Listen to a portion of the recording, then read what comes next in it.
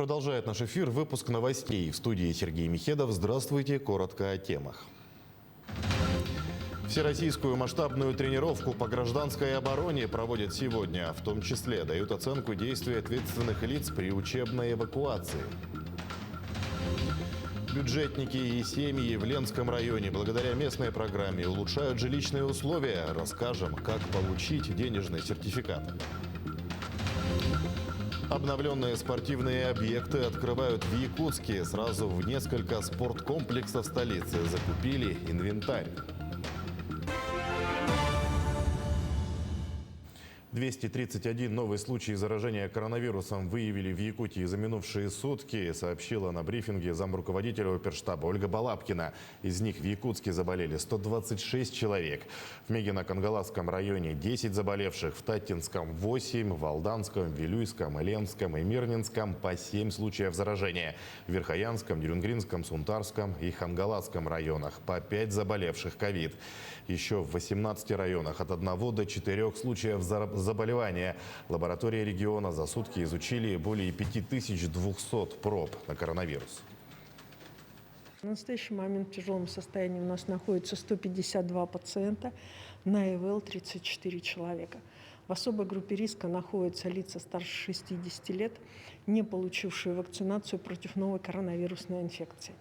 Необходимо обратить внимание, что по России 98% заболевших – это те, кто не прошел вакцинацию. По республике эта цифра 98,5% – те, кто не прошел вакцинацию. Необходимо также сегодня очень четко понимать, что 8,6% летальных случаев, которые у нас на территории республики фиксируются, это лица категории старше 60 лет. В связи с чем я сегодня обращаюсь как, соответственно, к самим пожилым гражданам, так и, соответственно, к их детям для защиты своего старшего поколения, бабушек, дедушек, для сохранения семьи. Я бы хотела обратить внимание на получение ими вакцины против новой коронавирусной инфекции. Всероссийскую масштабную тренировку по гражданской обороне проводят сегодня. Прошел смотр сил и средств Якутского пожарно-спасательного гарнизона. Учения разделены на 2 этапа и включают в себя проверку системы оповещения, а также практическую отработку действий при возникновении условных чрезвычайных ситуаций. Кроме того, дадут оценку действий ответственных лиц при учебной эвакуации граждан. У нас будет задействована техника пожарно-спасательных подразделений Якутского пожарно-спасательного гарнизона, в том числе силы специализированной пожарной спасательной части. На учения привлекаются как дежурные караулы пожарно-спасательных частей, так и отделение РХВЗ, которое входит в состав специализированной пожарно-спасательной части. Стартовал отборочный этап 7-го национального чемпионата по профессиональному мастерству среди лиц с инвалидностью и ограниченными возможностями здоровья «Обилимпикс-2021». Из Якутии за право участвовать в чемпионате поборются 26 участников по 23 компетенциям в 3 категориях. Это школьники, студенты и специалисты. При этом в связи со сложной эпидобстановкой было принято решение утвердить очно-дистанционный формат участия. Это значительно усложнило оценку работ, однако никак не повлияет на объективность экспертов, утверждает заведующий кафедрой автомобильный транспорт Якутского индустриально-педагогического колледжа, на базе которого прошли соревнования по компетенции ремонт и обслуживание автомобилей. К чемпионату, к отборочному этапу мы готовы. В Обилимпикс мы принимали участие в этом году первый раз в республиканском этапе. Наш студент занял 2-е место. Победителем был студент автодорожного техникума, но по состоянию здоровья он, к сожалению, не смог принять участие в отборочном чемпионате. И представлять республику будет уже наш студент Соборайкин Станислав. Текущий год для «Алроса» обещает стать одним из самых успешных. Тяжелые последствия пандемии вылились в частичную остановку производства из-за резкого падения спроса на алмазное сырье. Сегодня в компании вновь наращивают производственные мощности. «Алроса» ищет кадры. Что ждет алмазное производство в ближайшие годы, расскажут наши коллеги.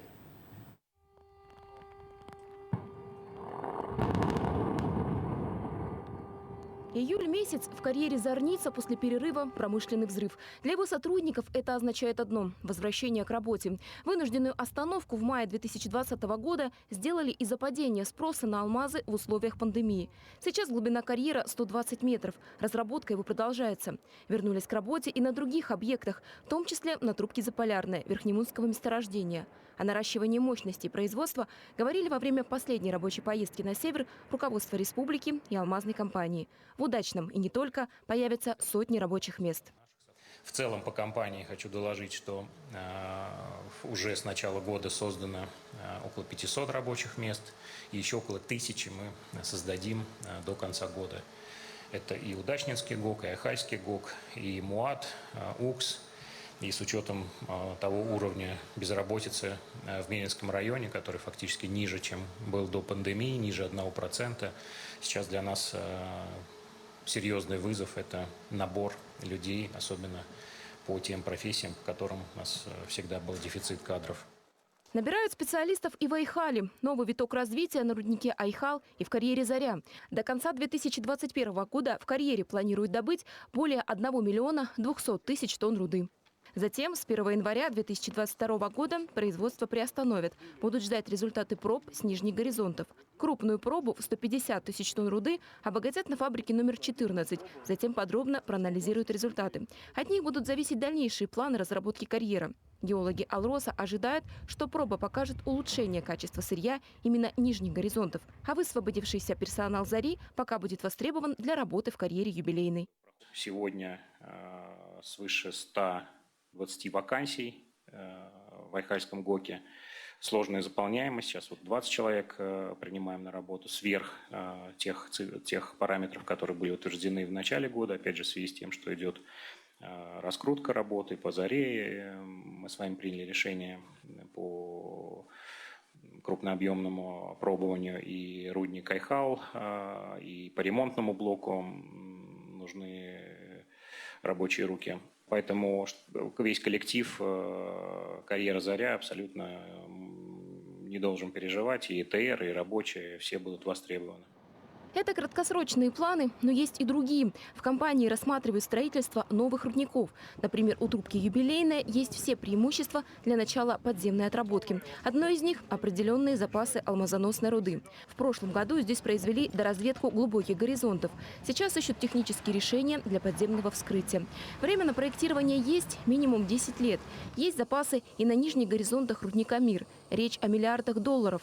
Уже сегодня в самом большом карьере прошло специальное разведочное бурение. Сделали проходку контрольно-стволовых скважин в тех местах, где будут стволы нового рудника. При исследовании трубки обсуждают и технические решения, как будут вскрывать подземные горизонты. Проектирование будет продолжаться весь следующий год. 2021 для Алроса станет одним из самых успешных по производственным показателям. Этот темп важно поддерживать и в ближайшие годы. Олеся Васева, Кирилл Шолохов, Денис Сиротин. Телеканал «Алмазный край». Идем далее. 9 работников бюджетной сферы в Ленске получили сертификаты на сумму 200 тысяч рублей на ремонт жилья. А 17 семей Ленского района получили сертификаты на сумму 500 тысяч. Средства пойдут на улучшение жилищных условий, покупку или строительство. Такая муниципальная программа для поддержки работников бюджетной сферы действует на территории района уже несколько лет. За эти годы многим удалось отремонтировать свои квартиры и дома с помощью мер соцподдержки. А тем, у кого не было собственной жилплощади, приобрести крышу над головой. Но есть ряд условий для получения таких выплат.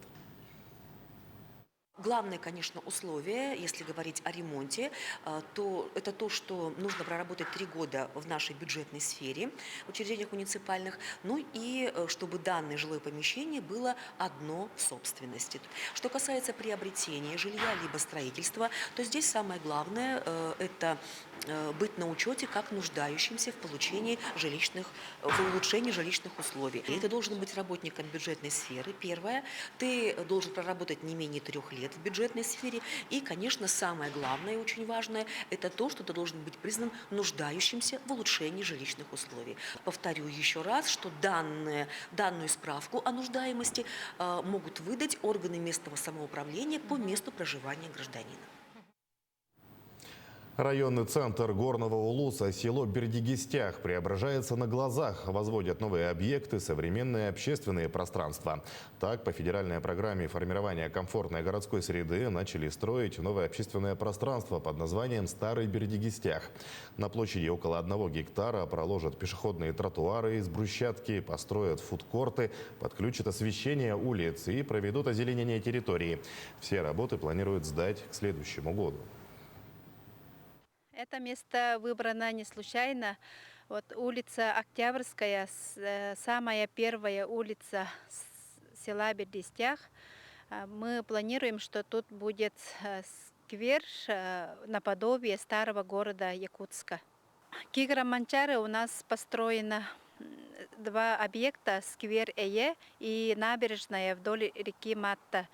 Этот квартал как бы соединяет эти 2 объекта, и у нас получается вот комплекс общественных пространств.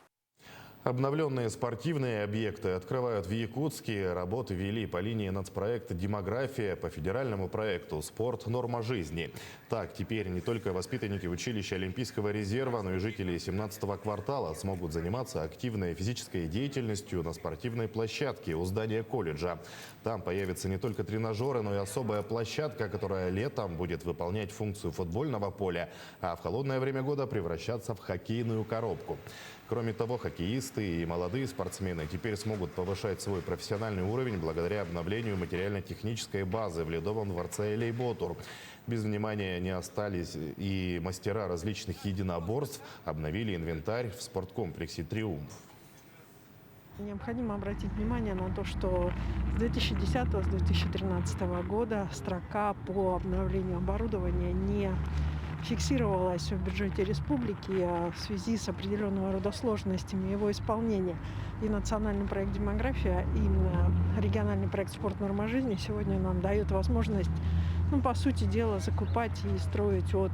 вы видели, да, сегодня, например, в центре «Триумф» от гирь до вот таких вот достаточно серьезных площадок.